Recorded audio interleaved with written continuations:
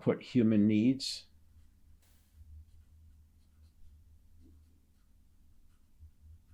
I already talked about this a bit with the serotonin and the dopamine examples, but you've got to look at human needs. And going back to self-determination theory, you have autonomy, competence, and relatedness. And the way you can think about this is, are you using autonomy supportive language? And I use the example of the person who's empowering the employee. They may have been using the right language, but it wasn't a growth type of conversation. It was a pass fail.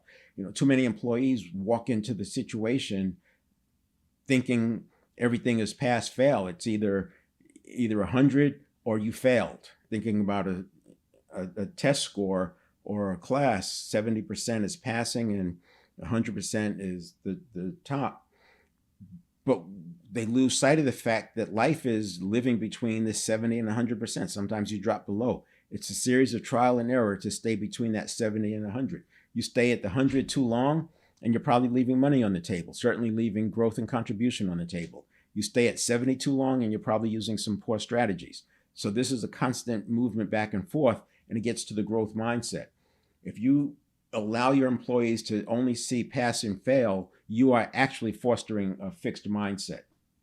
So we have autonomy, competence, and relatedness. And in the development plans, we build that out so that those things are being taken care of.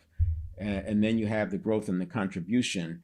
If the person can't see the connection between what they're doing today and either the contribution or the growth, they're going to lose some of that intrinsic motivation. And intrinsic motivation is powerful because extrinsic motivation, people typically leave money on the table. You see bonus programs and commission programs.